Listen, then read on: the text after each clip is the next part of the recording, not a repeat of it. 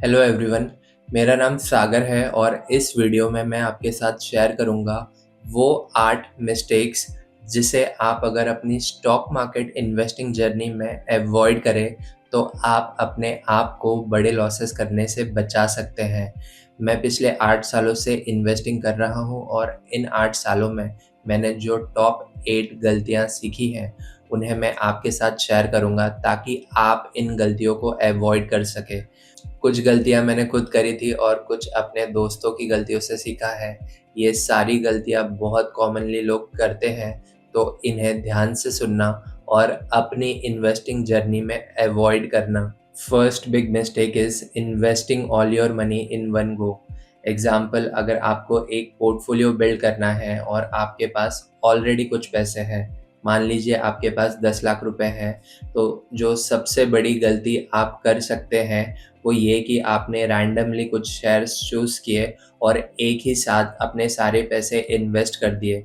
अगर आप ऑलरेडी एक प्रो लेवल के इन्वेस्टर हैं या फिर मार्केट कोविड जैसे क्रैश में है तो शायद ये वर्क कर जाए, वरना 99% लोगों के लिए ये एक नेगेटिव डिसीजन साबित होगा।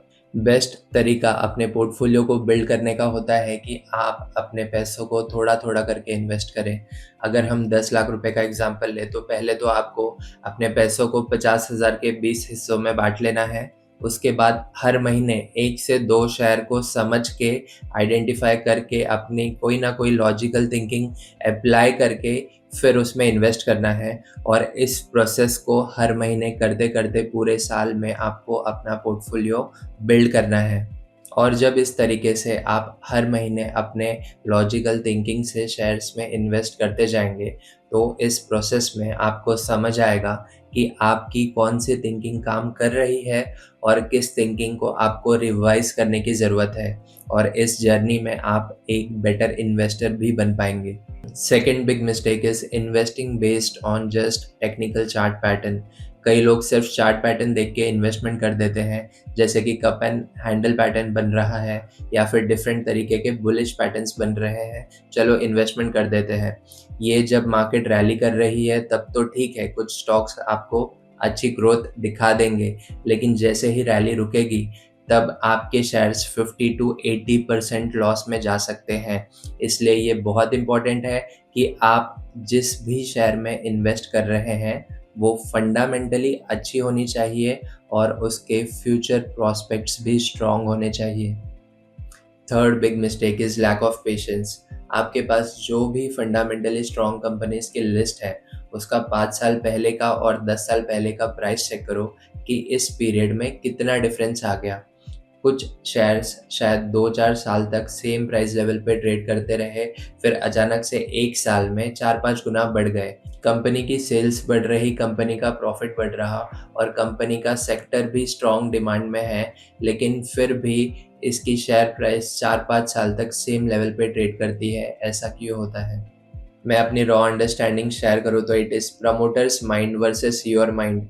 प्रमोटर जब किसी शेयर को 3-4 साल तक सेम लेवल पे रुका देता है तो ज़्यादातर रिटेल इन्वेस्टर्स को लगने लगता है कि इससे अच्छा तो मैं अपने पैसों को एफडी में डाल देता, कम से कम 7% का रिटर्न तो मिलता, या फिर मैं इसे बेच देता हूँ और किसी और शेयर में इन्वेस्ट कर देता हूँ, शायद उसमें मुझे प्रॉफिट हो जाए। और इस तरीके से ज़्यादातर रिटेल इन्वेस्टर्स अपना पेशेंस लूज़ कर देते हैं और उस शेयर को सेल कर देते हैं, जिससे शेयर्स की प्राइस कम होते जाती है और फिर प्रमोटर आता है और उस शेयर्स को सस्ते रेट में खरीद के उसकी प्राइस में फिर से एक रैली लेके आता है। अब जो लोग उसे सस्ते रेट में बेचकर गए थे, वो उसी सेम शेयर को महंगे में खरीदने के लिए तैयार हो जाते हैं, ये सोच के कि शेयर प्राइस और ऊपर जाएगी, लेकिन फिर से एक बार उन्हें सालों का वेट करना पड़ता है एक प्रॉफिटेबल एग्जिट मिलने के लिए। पर प्रमोटर्स ऐसा करते क्यों हैं? क्योंकि उन्हें अपने हज़ारों करोड़ पे 7% इंटरेस्ट कमाने में कोई इंटरेस्ट नहीं है। उन्हें इंटरेस्ट है कि अपने 1000 करोड़ को 5000 करोड़ कैसे बनाएँ, और इसलिए आपको ये समझना पड़ेगा कि प्रमोटर्स कैसे सोचते हैं और उनकी थिंकिंग को बीट करना पड़ेगा पैसे कमाने के लिए। Fourth big mistake is buying stocks based on tips. आपने कोई व्हाट्सएप ग्रुप जॉइन किया जिसमें आपको किसी इंसान ने या फिर किसी कंपनी ने कोई स्टॉक रेकमेंड करी और आपने सीधे जाके उसमें इन्वेस्ट कर दिया बिना खुद का कोई लॉजिकल थिंकिंग अप्लाई किए। अब इस सिनेरियो में अगर शेयर प्राइस ऊपर जाती है तो भी आपने कुछ नहीं सीखा और शेयर प्राइस नीचे जाती है तो भी आपने कुछ नहीं सीखा। इसलिए ये बहुत इम्पोर्टेंट है कि आप किसी भी शेयर में इन्वेस्ट करें तो उसके पहले अपना खुद का लॉजिकल थिंकिंग अप्लाई ज़रूर करें। Fifth big mistake is not keeping opportunity fund. बहुत सारे लोग यूट्यूब पे ये तो बोल रहे हैं कि पूरा स्टॉक मार्केट एक बबल में है और एक बहुत बड़ा क्रैश आने वाला है। देखो, वॉरेन बफेट भी $340 बिलियन का कैश होल्ड करके बैठा है। तो क्या हमें सब कुछ बेचकर एक क्रैश का वेट करना चाहिए? नहीं। पहली बात तो ये कि वॉरेन बफेट की कंपनी बर्कशायर हैथवे की मार्केट कैप $1 ट्रिलियन से ज़्यादा है, यानी कि उन्होंने करीब 30% का कैश होल्ड किया है और 70% आज भी इन्वेस्टेड है। और कोई बड़ा क्रैश नहीं भी आए तो भी मार्केट में 15-20% का क्रैश आना बहुत नॉर्मल है। और जब ऐसा कुछ होगा, आपके पास अगर कैश ही नहीं होगा तो आप उस अपॉर्चुनिटी को ग्रैब नहीं कर पाएंगे। इसलिए ये बहुत इम्पॉर्टेंट है कि एक छोटा हिस्सा जैसे कि 20-25% का हिस्सा आप अपने पोर्टफोलियो का कैश में होल्ड कर सकते हैं, ताकि आप जब भी कोई अपॉर्चुनिटी आए तो उसे ग्रैब कर पाए। Sixth biggest mistake is buying stocks at high valuations. आप एक बहुत अच्छी कंपनी में इन्वेस्ट करके भी सालों तक लॉस में रह सकते हैं। मैं आपको एक एग्जांपल देता हूँ।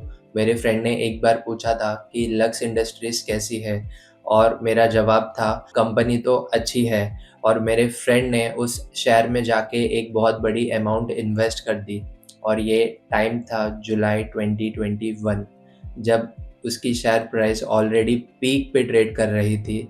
और कुछ महीनों में एक इनसाइडर ट्रेडिंग की न्यूज़ आई और उसकी शेयर प्राइस कोलैप्स कर गई।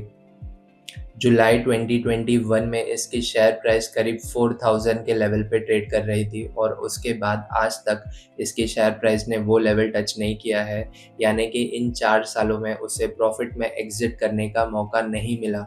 इसके लिए ये बहुत इम्पॉर्टेंट है कि कंपनी कितनी भी अच्छी हो, आप उसे एक अच्छे प्राइस पे बाय करें।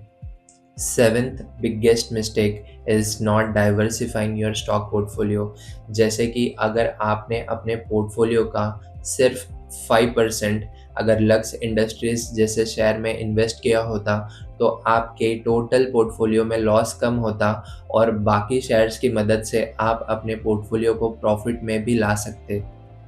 इसलिए ये बहुत ज़रूरी है कि आप एक कैलकुलेटिव तरीके से अपने स्टॉक्स में इन्वेस्ट करें। आपको वॉरेन बफेट का कोट याद होगा, do not keep all your eggs in one basket, ताकि गलती से अगर आपकी बास्केट गिर जाए तो आपके सारे अंडे न टूटे। Eighth big mistake is not booking profits when the stock has given a good run up. आप जब पीरियडिकली इन्वेस्ट करते जाएंगे तो कई बार ऐसे होगा कि 1-2 महीने या फिर कुछ महीनों में ही आपको 20-40% का रिटर्न मिल गया, और आपने उस प्रॉफिट को बुक नहीं किया ये सोच के कि शेयर प्राइस और ऊपर जाएगी, और आपका 20% का रिटर्न फिर से आ गया 5% पे। अब फिर से 20% पे जाने के लिए उसने ले लिए 2 साल। अब इस सिचुएशन में आपको 10% का एनुअल रिटर्न मिला, लेकिन अगर आप उस 20% को बुक कर लेते 2 महीनों में तो आपके पास 20% एक्स्ट्रा पैसे होते री इन्वेस्ट करने के लिए, और 10 महीने होते अपने एनुअल रिटर्न को बढ़ाने के लिए। अगर आपको किसी शेयर ने मल्टी बैगर्स रिटर्न ऑलरेडी दे दिए हैं और आपको लग रहा है कि इसकी शेयर प्राइस अभी और ऊपर जाएगी, तो आपको एटलीस्ट पार्शियल प्रॉफिट बुकिंग कर लेनी चाहिए, ताकि अगर उसकी शेयर प्राइस नीचे जाए तो भी आपको ज़्यादा इफ़ेक्ट ना हो, और अगर उसकी शेयर प्राइस और ऊपर जाए तो आपके पास स्कोप रहे और प्रॉफिट बुकिंग करने का।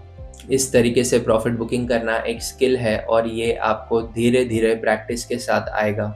इस वीडियो में अगर आपको कुछ सीखने मिला तो वीडियो को लाइक कर लेना और नीचे कमेंट करके बताना कि इसमें से कौन सी मिस्टेक आप कर चुके हैं। जाने से पहले अगर आपने चैनल को अब तक सब्सक्राइब नहीं किया है तो सब्सक्राइब कर लीजिए ताकि अगली वीडियो मिस ना हो। मिलते हैं अगले वीडियो में।